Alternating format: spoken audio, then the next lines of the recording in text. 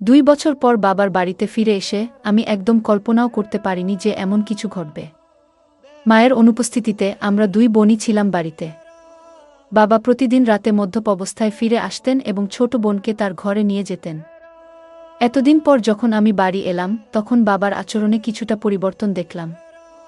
তিনি মদ খেয়ে আমাকে তার ঘরে নিয়ে যাওয়ার চেষ্টা করছিলেন, আর আমি কিছুই বুঝতে পারছিলাম না আসলে কি হচ্ছে। তিনি কোনো কথা না বলেই আমাকে তার ঘরে নিয়ে। বন্ধুরা, আজকের গল্পটা অনেক বেশি স্পেশাল, তাই সবাই রেডি থাকো। দয়া করে গল্পগুলো ভালো লাগলে ভিডিওটি লাইক, শেয়ার এবং চ্যানেলটি সাবস্ক্রাইব করো প্লিজ। আমি প্রিয়া, 2 বছরের দাম্পত্য জীবনের পর বাবার বাড়িতে এসেছি। আসার পেছনে বিশেষ কোনো কারণ ছিল না। দীর্ঘদিন পর স্বামীও বলল যে বাবার বাড়ির খবর নেওয়া উচিত। তবে এতদিন না আসার মূল কারণ ছিল বাবার মদ্যপানের অভ্যাস। কিছুদিন আগে বাবার ফোন পেয়ে এই সিদ্ধান্ত নিলাম। বাবা বললেন তিনি মদ ছেড়ে দিয়েছেন। তার মলিন মুখ দেখে এবং ছোট বোন তানিয়ার সাথে দেখা করার ইচ্ছা হলো। তানিয়া আগে হোস্টেলে ছিল, এখন একাদশ শ্রেণীতে পড়ে এবং মাত্র 2-3 মাস হলো বাড়ি ফিরেছে। বাড়িতে এসে বাবা আমাকে জড়িয়ে ধরলেন, যেন একটু বেশি স্নেহ দেখাচ্ছিলেন। তানিয়া দেখা করতে এলো, তবে তার মুখে কিছুটা অস্বস্তি ছিল। তানিয়া বাবাকে পানি দিতেও ভয় পাচ্ছিল, যা দেখে আমি বিস্মিত হলাম। জানি না সে কবে থেকে এতটা ভয় পেতে শুরু করেছে, বিশেষ করে বাবা তো এখন মদও ছেড়ে দিয়েছেন। সেদিন দাদু, বাবার বন্ধুর বাবা, আমাদের বাড়িতে এসেছিলেন। তাদের পরিবার আমাদের খুব ঘনিষ্ঠ। বাবার বন্ধু মারা যাওয়ার পর দাদু নিয়মিত আসতেন। বাবাকে মদ ছাড়তেও তিনি উৎসাহ দিয়েছিলেন। সেদিন বাবা দাদুর সাথে বাইরে গিয়েছিলেন। যখন বাবা ফিরে এলেন তখন তার মদ্যপ অবস্থায় দেখে আমি বিস্মিত হলাম। দাদু বললেন, মেয়ে, তোমার বাবার খেয়াল রেখো। তাকে কতবার বলেছি মদ ছেড়ে দিতে, কিন্তু আজ সে মদ্যপানের কারণ হিসেবে বলল যে তার মেয়ে 2 বছর পর বাড়ি এসেছে। আসলেই তোমার বাবা খুব জটিল মানুষ। আমি যখন বাবাকে তার ঘরে পৌঁছে দিতে যাচ্ছিলাম তখন তিনি আমাকে এমনভাবে ধরে রাখলেন যেন আমি তার স্ত্রী। পরের দিন সকালে শ্বশুরবাড়ি ফেরার জন্য প্রস্তুত হলে বাবা আমাকে থামিয়ে বললেন, কোথায় যাচ্ছ? এসেছ তো মাত্র 1 দিন হয়েছে। আমি জবাব দিলাম, আপনি যদি মদ না ছাড়েন তাহলে আমি আর এখানে থাকব না। তানিয়াকেও নিয়ে যাচ্ছি। আমার কথায় বাবা বিচলিত হয়ে পড়লেন। তানিয়া বাবার সৎ মেয়ে হলেও তিনি তাকে নিজের মেয়ের মতোই দেখেছেন। মায়ের মৃত্যুর পর বাবার দ্বিতীয় বিয়েতে তানিয়া আমাদের জীবনে আসে। আমি তানিয়াকে সবসময় নিজের ছোট বোনের মতোই ভালোবেসেছি। বাবার প্রতিশ্রুতি অনুযায়ী আমি আরও কিছুদিন থাকার সিদ্ধান্ত নিলাম। 1-2 দিন পর আমি তানিয়াকে নিয়ে বাজারে গেলাম। তার জন্য অনেক সুন্দর পোশাক এবং মেকআপের সামগ্রী কিনলাম। বাড়ি ফিরে আমি তানিয়াকে বললাম নতুন পোশাকগুলো পরে দেখতে। একটি পোশাক তাকে বিশেষ সুন্দর লাগছিল। আমি তাকে সাজতে বললাম, আর নতুন পোশাকে সে অপূর্ব লাগছিল। তার এই রূপের কিছু ছবি মোবাইলে তুলছিলাম। ঠিক তখনই বাবা বাড়ি ফিরে এলেন। বাবা তানিয়াকে দেখে মুগ্ধ হয়ে গেলেন। তিনি কাছে এসে তার কাঁধে হাত রেখে বললেন, আমার তানিয়া এখন অনেক বড় হয়ে গেছে, কত সুন্দর দেখাচ্ছে। তবে বাবার কথায় তানিয়া কোনো প্রতিক্রিয়া দিল না। মনে হচ্ছিল বাবার হাত তার কাঁধে রাখাটা সে একদমই সহ্য করতে পারছে না, আর সঙ্গে সঙ্গে সেখান থেকে সরে গেল। সেই রাতে আমি আর তানিয়া এক ঘরে শুয়েছিলাম। হঠাৎ ঘুমের মধ্যে দেখি তানিয়া কাঁদছে। প্রথমে ভাবলাম হয়তো কোনো দুঃস্বপ্ন দেখেছে, তাই ঘটনাটা এড়িয়ে গেলাম। কিন্তু কিছুদিন পর আবার দেখলাম একই ঘটনা, তানিয়া রাতে কাঁদছে। প্রতিদিন কি আর কেউ এত দুঃস্বপ্ন দেখে? তখন থেকেই আমার মনে সন্দেহ জাগতে লাগলো। সেই রাতেই তাকে জাগিয়ে জিজ্ঞেস করলাম, তানিয়া, কি হয়েছে? তুমি কেন কাঁদছো? সে বলল, কিছু না, হয়তো কোনো খারাপ স্বপ্ন দেখেছি। তার কথা শুনে আমারও ঘুম চলে গেল। কিছুক্ষণ আমি নৈশ বাতির আলোতে বসেছিলাম। হঠাৎ আমার দৃষ্টি পড়ল তানিয়ার দিকে। সে ঘুমের মধ্যে পাশ ফিরে শুয়েছিল। আমি খেয়াল করলাম তার শরীরের কিছু অস্বাভাবিক পরিবর্তন। আমার মনে হলো বিয়ের 2 বছর পেরিয়ে গেলেও আমার শারীরিক অবস্থায় তেমন কোনো পরিবর্তন আসেনি। কিন্তু তানিয়ার ক্ষেত্রে ব্যাপারটা সম্পূর্ণ আলাদা ছিল। তার শারীরিক পরিবর্তনগুলো স্পষ্ট ছিল। বাড়িতে ফিরে আমি লক্ষ্য করলাম তানিয়া সবসময় ঢিলেঢালা পোশাক পরছে এবং নিজেকে আড়াল করে চলেছে। তখন বুঝতে পারলাম এর পেছনে নিশ্চয়ই কোনো কারণ আছে। মাত্র 17 বছরের একটি মেয়ের শরীরে এত পরিবর্তন কিভাবে হলো তা ভেবে আমি অবাক হলাম। কৌতূহলী হয়ে আমি তার কলেজের কয়েকজন বন্ধুর সাথে কথা বলি এবং জানতে চেষ্টা করলাম তানিয়ার কি কোনো বিশেষ বন্ধু আছে। সবাই এক কথায় জানালো যে মোটেও সে ধরনের মেয়ে নয়। সে কখনোই দায়িত্বহীন ছিল না। তবে সমস্যা কোথায় তা আমাকে বুঝতে হবে। সেই রাতে যখন আমি ঘুমাচ্ছিলাম, হঠাৎ দেখি বাবা ঘরে এসে তানিয়াকে নিয়ে বাইরে চলে গেলেন। আমি সবকিছু চোখের আড়াল থেকে দেখছিলাম, কিন্তু কিছু বলতে পারলাম না। অনেকটা সময় পার হয়ে গেল, তানিয়া তখনও ঘরে ফিরছিল না। অবশেষে যখন সে ফিরে এলো, আমি খেয়াল করলাম তার হাঁটা স্বাভাবিক নয়। সে বেশ অস্বস্তি নিয়ে চলাফেরা করছে। পরের দিন দুপুরে যখন তানিয়া বাইরে থেকে বাড়ি ফিরল, তখন আমি সরাসরি তাকে জিজ্ঞাসা করলাম, রাতে তুমি বাবার সাথে কোথায় গিয়েছিলে? সে বলল, বাবা ক্ষুধার্ত ছিলেন, তাই তাকে খাওয়াতে গিয়েছিলাম। তানিয়ার এই ব্যাখ্যা আমার ঠিক মনে হলো না। তখন আমি সরাসরি তাকে জিজ্ঞেস করলাম, তানিয়া, তুমি বাবাকে কেমন মনে করো? তিনি কি তোমাকে কোনোভাবে বিরক্ত করেন বা তোমার বয়সের তুলনায় বাসার ভারী কোনো কাজ করতে বলেন? তানিয়া দ্রুত বলল, না না, বাবা তো আমার খুব যত্ন নেন। তারপর সে নিজের ঘরে চলে গেল। আমার বাবা এখনও বেশ তরুণ দেখতে ছিলেন। তার বয়স এখনও 50ও পেরোয়নি। আমি দেখেছি তিনি সকালে নিয়মিত ব্যায়াম করেন এবং তানিয়াকেও সঙ্গে ডেকে নেন, কিন্তু তাদের মধ্যে কি চলছে তা আমি বুঝতে পারছিলাম না। একদিন হঠাৎ আমার ননদ ফোন করলেন। তিনি তানিয়ার জন্য একটি সম্পর্কের প্রস্তাব নিয়ে কথা বললেন। আমি তাকে জানালাম যে তানিয়া মাত্র 17 বছরের মেয়ে। তখন তিনি বললেন, প্রস্তাবটি খুব ভালো, ছেলে প্রতিষ্ঠিত। নন্দের কথায় আমি ছেলের পরিবারের সাথে যোগাযোগ করলাম এবং তাদের বাড়িতে আমন্ত্রণ জানালাম। যখন তারা তানিয়াকে দেখলেন, ছেলের মা বললেন, আপনার বোনের বয়স কি সত্যিই 17? দেখুন, এই মেয়ের শরীর এবং বয়সে বড় পার্থক্য রয়েছে। এমনকি ছেলের মা স্পষ্ট জানিয়ে দিলেন, কিন্তু ছেলের মা স্পষ্টভাবে বিয়ের প্রস্তাবটি ফিরিয়ে দিলেন, কারণ তাদের মনে হয়েছে তানিয়ার শারীরিক গঠন তার বয়সের তুলনায় অনেকটাই বেশি। আসলে আমাদের তেমন তাড়া ছিল না তার বিয়ের বিষয়ে। তবে নন্দের অনুরোধে আমি তাদের বাড়িতে ডেকেছিলাম। আমি এই দেখার ব্যবস্থা এমন একসময় করেছিলাম যখন বাবা বাড়িতে ছিলেন না এবং আমি তাকে কিছু জানাইনি। কিন্তু যখন বাবা জানতে পারলেন, তিনি ভীষণ রেগে গেলেন এবং বললেন, তুমি কি পাগল হয়েছ? তানিয়া মাত্র 17 বছরের মেয়ে, আর তুমি তার জন্য এখনই প্রস্তাব আনছ? যদি এখানে থাকতে না পারো, তবে নিজের শ্বশুরবাড়িতে চলে যাও। বাবার এই প্রতিক্রিয়ায় আমি হতবাক হয়ে গেলাম, কারণ এটা তো কেবল সাধারণ একটি দেখাশোনা ছিল, বিয়ে ঠিক করিনি। বাবার তানিয়ার প্রতি অতিরিক্ত মনোযোগ আমাকে চিন্তিত করছিল। যদিও আমি সরাসরি কিছু সন্দেহ করিনি, তবে তাদের আচরণ আমাকে ক্রমশ সন্দেহজনক লাগতে শুরু করছিল। তানিয়াকে প্রায়ই বাবার পিছনে ঘুরতে দেখতাম। বাবা আমার সাথে এত রাগ করলেও আমি শ্বশুর বাড়ি যেতে চাচ্ছিলাম না। দাদাজি, যিনি আমাদের বাড়ি থেকে 2টি বাড়ি পড়ে থাকতেন, আমাদের মধ্যে এই সমস্যা লক্ষ্য করেছিলেন। তিনি বাবাকে বোঝানোর চেষ্টা করলেন, মেয়ের সাথে এমনভাবে কথা বলা উচিত নয়। কিন্তু বাবা কারো কথা শোনার মতো অবস্থায় ছিলেন না এবং রেগে নিজের ঘরে চলে গেলেন। তার পেছনেই তানিয়া এক গ্লাস পানি নিয়ে ঘরে ঢুকে গেল, যেন বাবার প্রতি তার অতিরিক্ত খেয়াল ছিল। দাদাজি আমাকে বললেন, প্রিয়া, যদি তোর বাবার এই আচরণ পছন্দ না হয়, তুই নিশ্চিন্তে শ্বশুরবাড়ি চলে যা। আমি এখানে দুজনেরই খেয়াল রাখব, কোনো চিন্তা করিস না। দাদাজি খুব দায়িত্বশীল মানুষ ছিলেন এবং সবসময় আমাদের বাড়ির খেয়াল রাখতেন। 2 দিন পর আমি শ্বশুরবাড়ি চলে গেলাম। সেখানে পৌঁছে দেখি আমার ননদ আগে থেকেই এসেছে। সে বলল, প্রিয়া, আমি তোকে শুধু একটা পরামর্শই দিয়েছিলাম। ওই পরিবার থেকে আমার কাছে ফোন এসেছিল। তারা বলেছে তোমার বোন সম্পর্কে আমাকে কিছু ভিন্ন কথা বলা হয়েছে। তিনি বললেন, মেয়েটি বিয়ের আগেই শরীরের অদ্ভুত পরিবর্তন করেছে। আমার শ্বশুরবাড়িতেও তানিয়ার শারীরিক পরিবর্তন নিয়ে কথা হচ্ছিল। এরপর ননদ আমাকে বললেন, প্রিয়া, রাগ করো না, তবে এখনও তোমার হাতে সময় আছে। তুমি এখনই ভালো কোনো পরিবারের সাথে তানিয়ার বিয়ের ব্যবস্থা করো, কারণ তার বয়স বাড়লে শরীরের পরিবর্তন আরও বেশি হবে। তখন তার জন্য উপযুক্ত পাত্র খুঁজে পাওয়া কঠিন হয়ে যাবে। নন্দের কথা সত্যিই ছিল। আমি তার কাছ থেকে আরও 4-5টি প্রস্তাবের যোগাযোগ নম্বর নিলাম এবং সরাসরি আমার বাবার বাড়িতে চলে গেলাম। সেখানে গিয়ে বাবাকে স্পষ্ট বললাম, আমি তানিয়ার জন্য সম্পর্ক দেখতে শুরু করেছি। বাবা এতে রেগে গেলেন, কিন্তু আমি তার রাগের পরোয়া করলাম না, কারণ আমি আমার বোনের ভবিষ্যৎ নিয়ে চিন্তিত ছিলাম।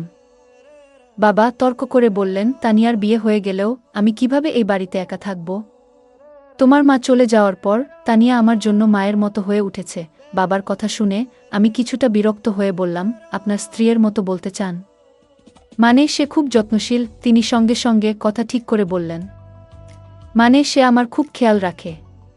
তার বিয়ের পর আমার দেখাশোনা কে করবে? আমি বাবাকে বললাম, আপনার পেনশন তো আসে, আপনি একজন সেবিকা রাখতে পারেন যিনি 2-4 ঘন্টা আপনার যত্ন নেবেন। আসলে বাবাকে বোঝানোর প্রয়োজন ছিল না, কারণ তানিয়া সবসময় আমার কথা শুনত।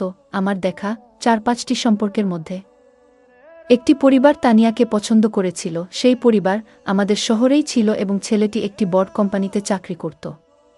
তানিয়ার 18 বছর হতে এখনও 8 মাস বাকি ছিল, তবে আমি কাউকে কিছু না জানিয়ে সেই সম্পর্কটি ঠিক করে দিলাম এবং দ্রুত তার বিয়ে দিয়ে দিলাম। তানিয়ার বিয়ে হয়ে যাওয়ায় আমি আবার নিজের মনে শান্তি পেলাম। হ্যাঁ, কিন্তু আমি যেমনটা ভেবেছিলাম তেমন কিছুই হয়নি। বিয়ের প্রথম রাতের পরেই দ্বিতীয় দিনেই তানিয়া বাড়ি ফিরে এসেছিল। তার স্বামী রাগ করে তাকে বাড়িতে রেখে চলে গিয়েছিল, আর তানিয়াও কাঁদছিল। আমি তাকে জিজ্ঞাসা করলাম, তানিয়া, মাত্র একদিনেই এমন কি ঘটল শ্বশুরবাড়িতে যে তোমার স্বামী এত রেগে গিয়ে তোমাকে এখানে রেখে দিল? তখন সে বলল, আমি ওর সাথে থাকতে পারবো না। তানিয়া সঠিকভাবে কিছু বলতে চাইছিল না, তাই আমি তার স্বামীকে ফোন করলাম এবং জিজ্ঞেস করলাম কেন সে তানিয়াকে তার বাপের বাড়িতে রেখে দিল। তখন তার স্বামী বলল, তোমার তানিয়া প্রথম রাতেই কিছু অশোভন কথা বলেছে। যখন আমি তার কাছে গিয়েছিলাম সে বলল, আমি তোমার সাথে মানিয়ে নিতে পারবো না, আমি শুধুমাত্র আমার বাবার সাথে অভ্যস্ত। মাত্র 7 বছরের একটি মেয়ে এমন কিছু বলবে, তা শুনে আমার কাছে অদ্ভুত লেগেছে। এছাড়াও আমরা জেনেছি যে তানিয়া গত কয়েক মাস ধরে তার বাবার সাথে একা বাস করছে। কিন্তু ব্যাপারটা এখানেই শেষ নয়। সে তার আসল বাবা নন। তুমি যেটা ভালো মনে করো সেটা করো, কিন্তু আমি তাকে আমার বাড়িতে ফিরিয়ে নিতে পারবো না। তানিয়া কেন এমন পাগলামি করল কিছুই বুঝতে পারছিলাম না।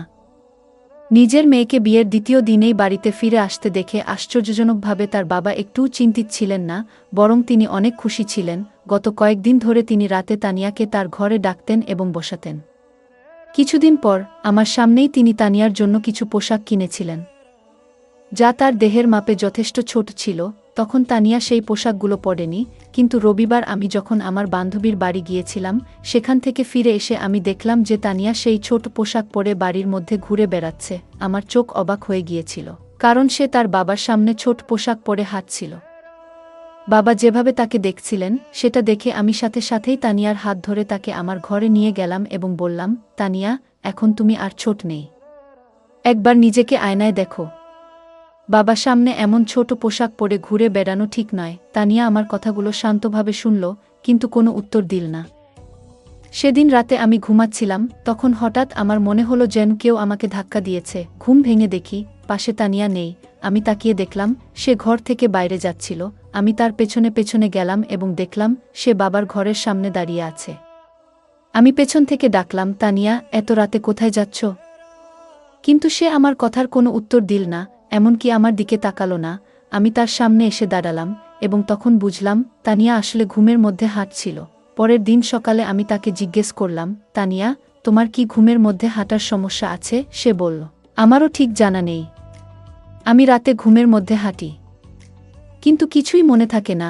আমরা যখন কথা বলছিলাম তখন আমার স্বামীর ফোন এলো। তিনি কয়েকদিনের মধ্যে আমাকে নিয়ে যেতে আসবেন বলে জানালেন। তানিয়া এই কথোপকথন শুনে আমাকে যেতে দিতে একদম রাজি ছিল না। ঠিক সেই মুহূর্তে দাদু সেখানে এসে হাজির হলেন।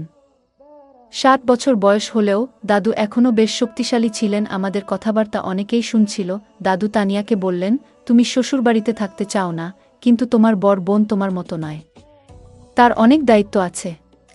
বাপের বাড়ি মেয়েদের জন্য অল্প সময়ের জায়গা, তাকে তার দায়িত্ব পালন করতে হবে, তাকে বাধা দিও না। দাদু তানিয়ার কাঁধে হাত রেখে কথা বলছিলেন, কিন্তু হঠাৎ তানিয়া দাদুর হাত ঝেড়ে ফেল এবং বলল, আমাকে অযথা উপদেশ দেবেন না, সে আমার বোন, তার সাথে কি কথা বলতে হবে সেটা আমি নিজেই দেখে নেব। আপনি নিজের বিশ্বাসটা দেখুন। তানিয়ার এমন অদ্ভুত আচরণ আমারও ভালো লাগেনি। কয়েকদিন পর আমার স্বামী আমাকে নিতে আমার বাপের বাড়িতে এলো। তানিয়া তার জামাইয়ের কাছে কিছুদিনের জন্য বাড়িতে থাকার জেদ ধরল। আমার স্বামী ও তানিয়ার জেদ দেখে রাজি হয়ে গেলেন। আমার স্বামী আমাকে বলল, প্রিয়া, তুমি গত কয়েকদিন ধরে বাপের বাড়িতে আছো। এই সময়ে তোমার বোনের সাথে অনেক কিছু ঘটেছে। তুমি একবারও তার সাথে এ বিষয়ে কথা বলেছ? আমি বললাম, এ নিয়ে কথা বলার কি আছে? যা হচ্ছে সবই সে নিজের ইচ্ছেতে করছে। আমার কথা শুনে স্বামী শুধু মাথা নাড়ল, কিছু বলল না। সেদিন রাতে আমরা একসাথে ঘুমাতে গেলাম, আর তানিয়া তার বাবার ঘরে ঘুমাচ্ছিল। পরের দিন আমরা সবাই ছোট্ট একটি ট্রিপে যাওয়ার পরিকল্পনা করেছিলাম। সকালে উঠে দেখলাম তানিয়া বাবার ঘর থেকে বের হয়নি। আমি বাবাকে জিজ্ঞেস করলাম, তানিয়া কোথায়? বাবা বলল, বাড়ির মধ্যে কোথাও আছে। তাকে খুঁজতে খুঁজতে আমি ছাদে গেলাম। সেখানে দেখলাম তানিয়া এক কোণে বসে কাঁদছে এবং বারবার তার পেট চেপে ধরছে। আমি বললাম, তানিয়া, তোমার কি পেট ব্যথা করছে? তুমি এখানে একা বসে আছো কেন? সে কোনো উত্তর দিতে চাচ্ছিল না। আমি আবার বললাম, তানিয়া, তুমি তো তোমার জামাইকে এখানে থাকার জন্য জেদ করেছিলে। তোমার জামাই পুরো ট্রিপের আয়োজন করেছে, আমরা বাইরে ঘুরতে যাচ্ছি, আর তুমি এখানে কাঁদছ। ঠিক করে বলো, কি হয়েছে তোমার? আমি যখন কথা বলছিলাম, হঠাৎ তানিয়া আমাকে জড়িয়ে ধরে আরও জোরে কাঁদতে শুরু করল। সে বলল, দিদি, আমি কোথাও যেতে চাই না। তুমি বাবাকে নিয়ে যাও। আজ আমি আমার স্বামীকে ভীষণ মিস করছি। তানিয়া হঠাৎ করে তার স্বামীকে কেন এত মনে পড়ছে সেটা আমি বুঝতে পারছিলাম না। আমি তানিয়ার কথা কিছুতেই বুঝতে পারছিলাম না। তাই তাকে ঘরে নিয়ে এলাম। ঘরে এসে সে নিজের ঘরে ঢুকে চুপচাপ হয়ে গেল। তখন আমি বাবাকে বললাম, তানিয়ার শরীর হয়তো ভালো নেই, কাল তাকে নিয়ে বাইরে ঘুরতে যাব। বাবা সেদিন ছুটিতে ছিলেন, কিন্তু হঠাৎ মনে পড়ল জরুরি কিছু কাজ বাকি আছে। তিনি বললেন, তোমরা ঘুরতে যাও, আমি কাজে যাচ্ছি। বাবার আচরণ আমার কাছে অদ্ভুত লাগল। তিনি বাড়িতে থাকার কথা বলেছিলেন, অথচ এখন কাজের অজুহাত দিচ্ছেন। তানিয়া বলল, আমি যতই অসুস্থ থাকি, তোমাদের সাথে বাইরে যাব। আমি জানতাম তার শরীর ভালো নেই, তাই বললাম, আজ তুমি বিশ্রাম করো, কাল আমরা বাইরে যাব। পরে বাবা আর তানিয়া আমাদের সাথে বাইরে গেলেন না। কিন্তু আমি আর আমার স্বামী ঘোরার পরিকল্পনা বাতিল না করেই বেরিয়ে পড়লাম। সন্ধ্যায় তানিয়ার স্বামীকে নিয়ে বাড়ি ফিরে দেখি তানিয়ার ঘর থেকে কিছু অদ্ভুত আওয়াজ আসছে। তার সেই আওয়াজ শুনে আমরা ভীষণ ভয় পেয়ে গেলাম। আমরা দৌড়ে তার ঘরের কাছে গেলাম, কিন্তু ঘরের দরজা ভেতর থেকে বন্ধ ছিল। আমার স্বামী দরজাটা ভেঙে ফেলল। আর ভেতরে যা দেখলাম তা দেখে আমরা যা দেখলাম তাতে আমরা গভীরভাবে বিচলিত হয়ে পড়েছিলাম। আমার ১৭ বছরের বোন তানিয়া এমন একজন বৃদ্ধের সাথে ছিল, যার আচরণ একেবারেই অনুচিত ও অপ্রত্যাশিত ছিল। সেই দৃশ্য দেখে আমার স্বামী প্রচণ্ড রেগে গিয়ে সরাসরি সেই ব্যক্তির দিকে এগিয়ে যায় এবং তাকে জিজ্ঞাসা করতে শুরু করে। যখন আমরা বাড়ি থেকে বাইরে ছিলাম, তখন শুধু বাবা আর তানিয়া ছিল ঘরে। কিন্তু যেটা ঘটছিল তার কেন্দ্রে ছিল এক প্রবীণ ব্যক্তি, যিনি প্রায় ৬০ বছরের। আমি বাবার ঘরে গিয়ে দেখি তিনি সম্পূর্ণভাবে অচেতন অবস্থায় পড়ে আছেন। ঠিক সেই মুহূর্তে তানিয়া আমার কাছে ছুটে এসে জড়িয়ে ধরে। আমি তাকে শান্ত করে জিজ্ঞেস করলাম, তানিয়া, আসলে কি ঘটছে? এই ব্যক্তি কি তোমার সাথে এর আগেও এমন কিছু করেছে? তানিয়া চোখ মুছতে মুছতে বলল, হ্যাঁ দিদি, দাদু অনেকবার আমার প্রতি অন্যায় আচরণ করেছে। এমনকি গতকাল রাতেও তার আচরণ খুবই খারাপ ছিল। দাদু বাবাকে কিছু টাকা ঋণ দিয়েছিলেন, কারণ বাবার বাজে অভ্যাসের জন্য আমাদের বাড়িটা প্রায় বিক্রি হওয়ার পথে ছিল। তখন দাদু আমাদের সাহায্য করেছিলেন। বাবা সেই ঋণ শোধ করতে না পারলে হয়তো আইনগত সমস্যায় পড়ে যেতেন। সে সময় আমি ভেবেছিলাম দাদু একজন ভালো মানুষ, কিন্তু পরে বুঝতে পারলাম তার আসল চেহারা অন্যরকম।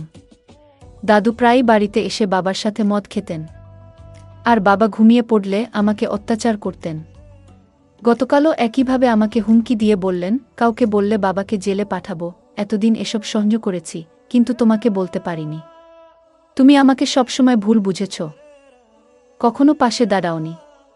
বাবাকেও কিছু বলতে পারিনি, কারণ তিনি বারবার মদের মধ্যে ডুবে যেতেন। বাবাও সবসময় আমার সাথে রাগ করতেন, আর আমি কিছুই করতে পারতাম না। বিয়ের পরও সেই বৃদ্ধ লোকটার কথা মনে পড়ত, যা আমাকে কষ্ট দিত। এজন্য রাতে ঘুমের মধ্যে অজান্তেই কিছু বলতাম, কখনো বাবার নামও বেরিয়ে আসত। আমার স্বামীও আমাকে বুঝতে পারেননি। বিয়ের দুদিন পরেই আমাকে বাপের বাড়ি রেখে চলে যান। তানিয়ার কথা শুনে আমার চোখে জল এলো। তার স্বামী ও দুলাভাইও কাঁদছিলেন। আমি তাকে না বুঝেই সবসময় রাগ দেখিয়েছি, বড় বোন হিসেবে আমার দায়িত্ব পালন করিনি। আমি তানিয়ার কাছে ক্ষমা চাইলাম। বাবা যখন সব জানলেন, তখন নিজেকে দোষী ভাবতে লাগলেন। মদের নেশায় তিনি আমাদের পরিবারকে বিপদে ফেলেছিলেন। আমি তানিয়াকে কিছুদিন নিজের কাছে রাখলাম। তার মানসিক অবস্থার উন্নতি হল। ৮ বছর বয়সে তার স্বামী আবার তাকে বাড়ি নিয়ে গেল। অতীত মেনে নিলেও তানিয়ার সহ্য করা কষ্টের পূরণ আমাদের কারো পক্ষে সম্ভব ছিল না। আমরা সেই বৃদ্ধ লোকটাকে পুলিশের হাতে তুলে দিলাম এবং সে শাস্তি পেল, যা তার প্রাপ্ত ছিল। বন্ধুরা, বাচ্চাদের যত্ন ও ভালোবাসা গুরুত্বপূর্ণ। পরিবারের সবাই মিলে নিয়মিত কথা বলা ও নজর রাখা উচিত, যাতে তারা সুখী থাকে এবং কোনো চাপের মধ্যে না থাকে। গল্পটা কেমন লাগলো জানাতে ভুলবে না। আরও মজার মজার রোমান্টিক গল্প শুনতে চাইলে ভিডিওটি লাইক, শেয়ার এবং চ্যানেলটি সাবস্ক্রাইব করতে এবং বেল আইকনটি ক্লিক করতে ভুলবে না। ধন্যবাদ।